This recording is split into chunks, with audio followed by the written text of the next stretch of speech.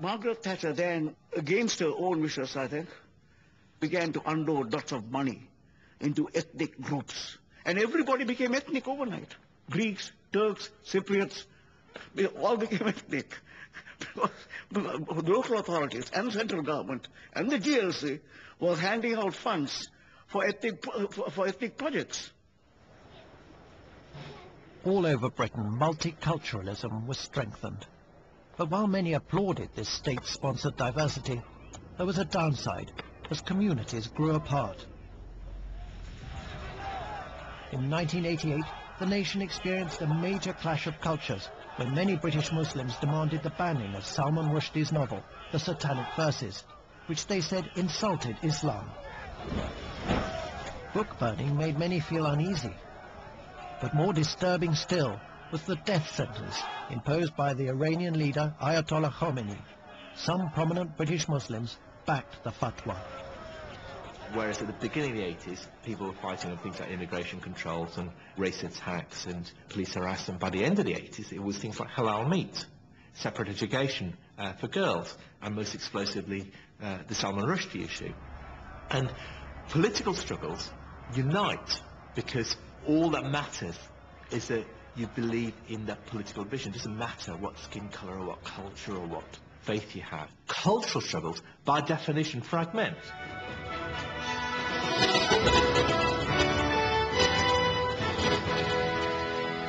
Good evening. Politicians and former colleagues have been paying tribute to Enoch Powell. His supporters viewed him as the greatest statesman of his day and a possible future Prime Minister. In 1998, Enoch Powell died. All political careers end in failure, he had once remarked.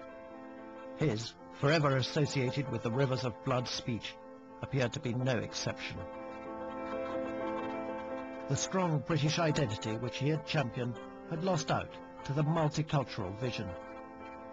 Britain, it was even said, was now a community of communities. But events were about to bring Powell's thinking centre stage once more.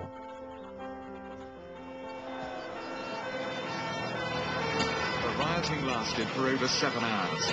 At times, hundreds of Asian youths were hurling bricks and petrol bombs at the police.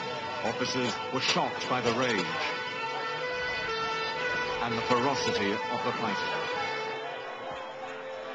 In 2001, Asian men, mainly Muslims, rioted in Oldham, Bradford and Burnley. They claimed they were racially provoked and economically disadvantaged. Those whom the gods wish to destroy, they first make mad. In his Rivers of Blood speech, Powell had warned that mass migration would lead to segregation. A report into the riots concluded that the white and Asian populations were living a series of parallel lives. There was a lack of shared values uniting multicultural Britain. It seems to me that diversity as lived experience is a great thing. It's made Britain less homogenous, more vibrant, more cosmopolitan, more open. But multiculturalism as a political process undermines much of that by trying to force people into their particular ethnic or cultural or religious pigeonholes. And so it undermines that sense of universal belief that there is a common set of laws, values, beliefs to which we can all subscribe. Powell had prophesied that mass migration would lead first to segregation and then inevitably to disastrous racial and religious division. It is like watching a nation busily engaged in heaping up its own funeral pyre. This is London, 9:47 on a midsummer morning. The terrified voices are those of mourning commuters. Some of them terribly wounded.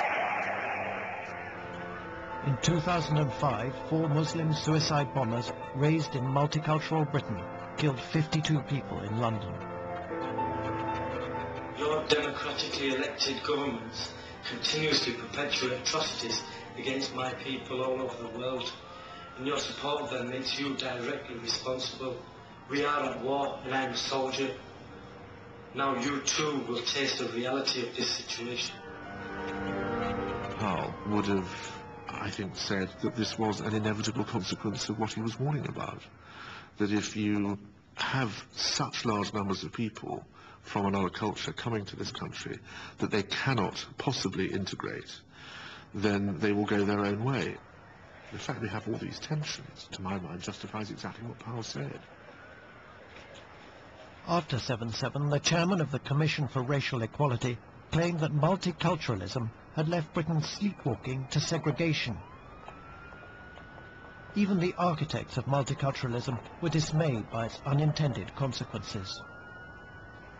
The model we had was everyone would share the broad values of being British.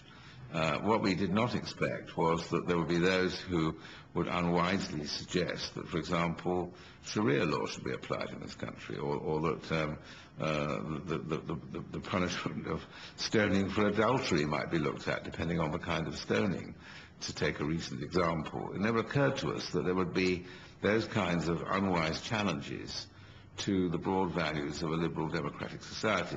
And I can remember towards the end of Roy Jenkins' life, his saying to me, you know, we just didn't realize that in the struggle for race equality, we would have also to struggle for a secular society and for the universal values of human rights. 10 years after his death, many believe that Powell's arguments were often prescient. But mention of his name remains a taboo. We must be mad, literally mad as a nation, to be permitted the annual inflow of some 50,000 dependents. Powell had been horrified by immigration levels of 50,000 a year. 40 years on, they are over 300,000 a year, 6 times the figure. Many of the immigrants are white East Europeans. Migration has therefore lost much of its racial charge. But worries over the pressure on housing and services and a loss of identity are stronger than ever. The word on the street is apprehension. The word on the street is that people are leaving if they can. If you look at the composition of people going, it's because they don't actually like largely what's happening to this country.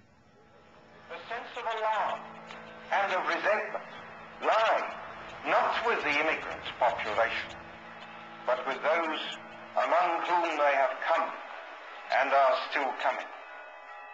I don't think we've yet effectively put over just how troubled many of our constituents are by this.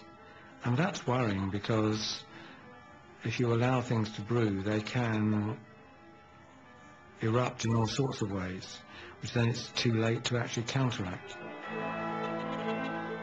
Powell may have been prescient in foreseeing the problems ahead, but on the key issue of race, he had got it wrong.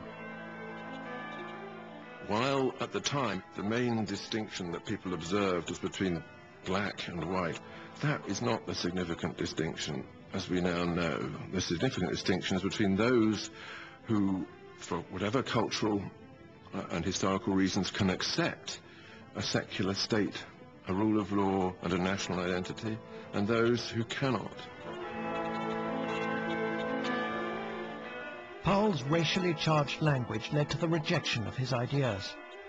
His fears over a loss of common identity and the rise of segregation were ignored.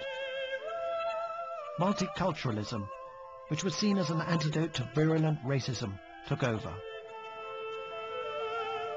Powell had wanted to save his nation from disaster, but his rivers of blood speech inadvertently damaged the country he loved and condemned his career and his cause to the wilderness.